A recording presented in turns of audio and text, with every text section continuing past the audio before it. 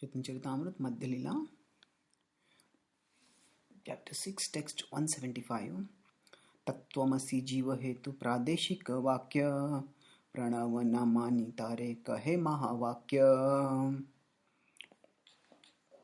So now Chaitanya Mahaprabhu is in this section deploying the strategy of Mahavakya to defeat the impersonalist conclusions.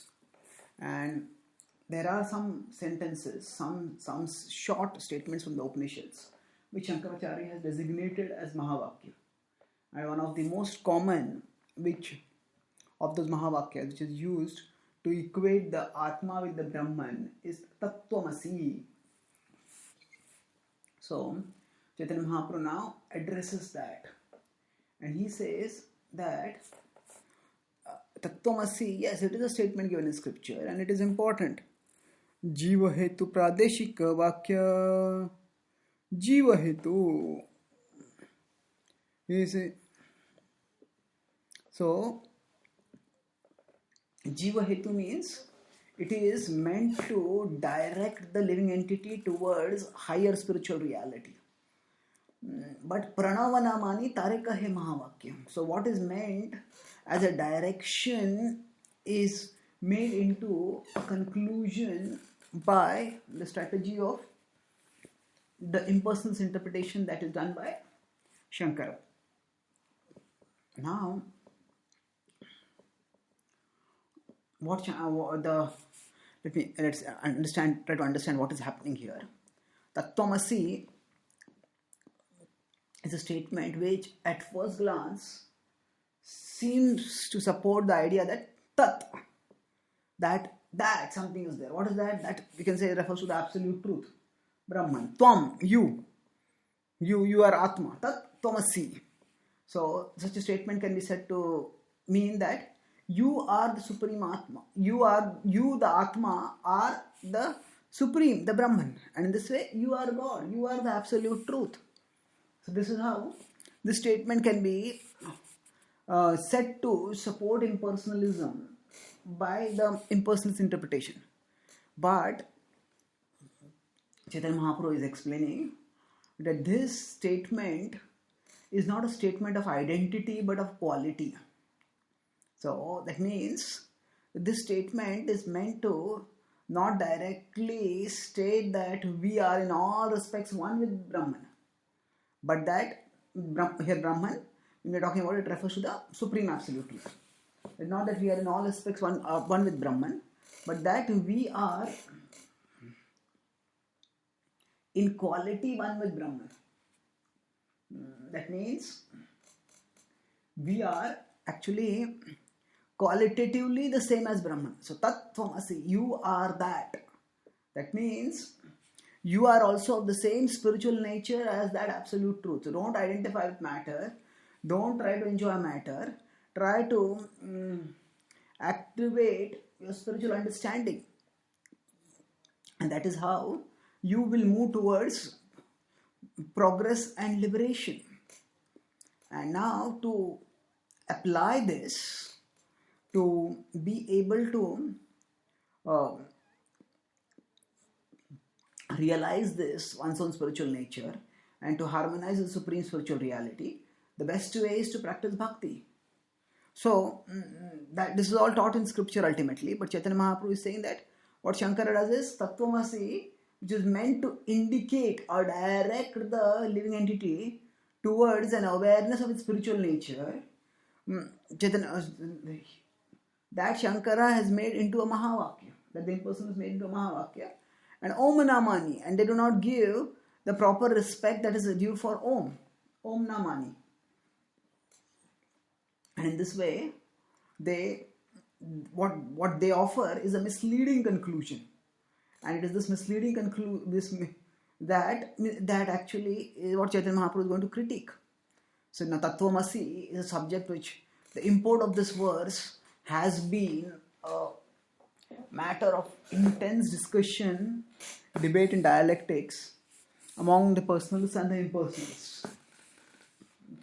So Tattvamasi, this at the very least talks about some kind of connection between this and that. Now, what this refers to, what that refers to, uh, or between you and that. So, that much is clear. So, now if we were in all senses one with the absolute truth, then the standard question that come up is, okay, then how would the absolute truth ever come under illusion?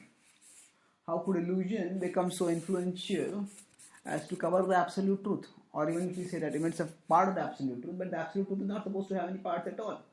So how could a fragment of absolute truth be cut off from the absolute truth and come under illusion?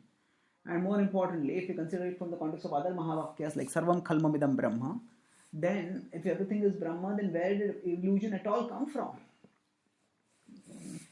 So, first, the impersonalists try to impose their philosophy on scripture, and when their philosophy is not imposable on scripture, in the sense that there are many statements which they find do not gel with their philosophy, then they try to subordinate those majority scriptural statements by using the strategy of Anuvakya and Mahavakya. But Chaitanya Mahaprabhu is critiquing that strategy here by saying, okay, even if we accept that strategy that there are certain statements that are Mahavakya, then why should the statement like Tattvamasi be considered Mahavakya? Why not Om?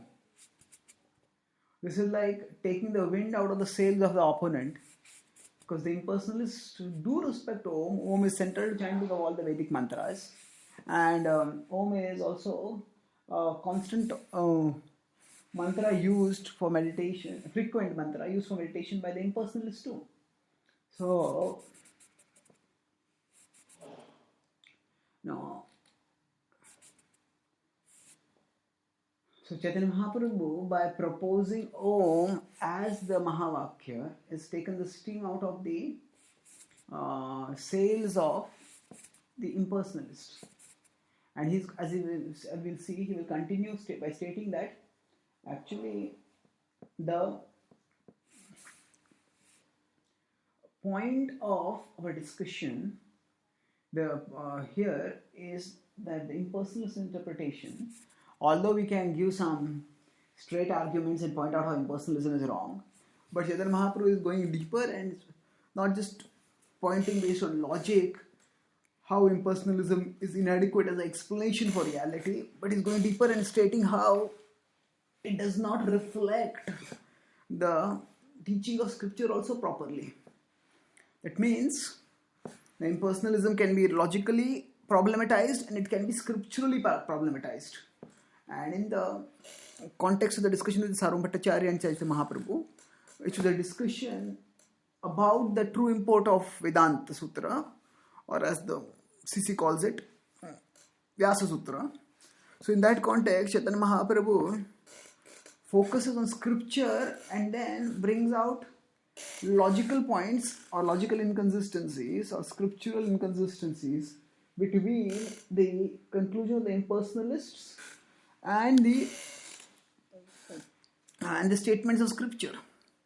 So here he says, Om Namani, then that rather than accepting Om to be the Mahavakya, why is to Tattvamasi be considered as Mahavakya?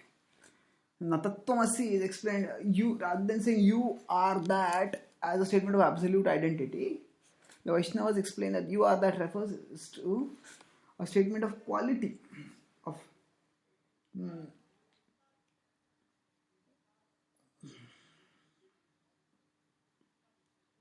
so it's a statement of similarity in quality, not a statement about sameness of identity, because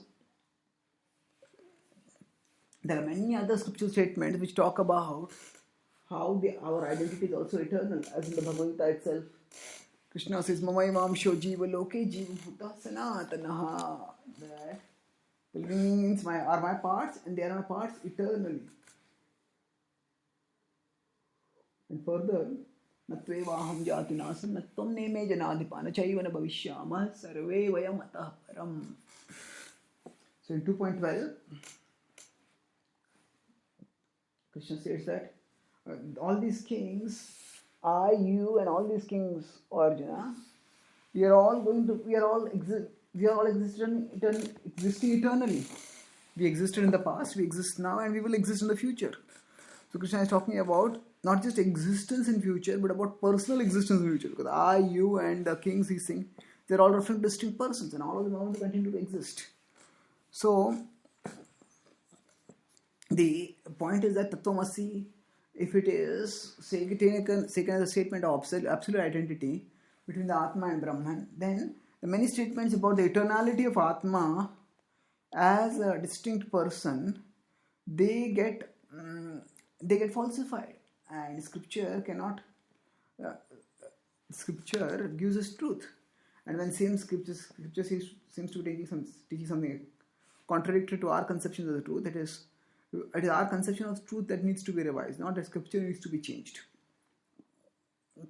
So Chaitanya Mahaprabhu is pointing out here that Tattvamasi is pradeshika. It is meant to be indicative, just like we use a pointing finger to point in a particular direction. So similarly, Tattvamasi, you are that. That this is a statement which is meant to point the living entity towards the absolute truth. The spiritual master points to the living entity, points to the absolute truth, and then says, you are that. Tattvamasi. So when it says like this, it does not imply that your destination is to merge completely into that absolute truth.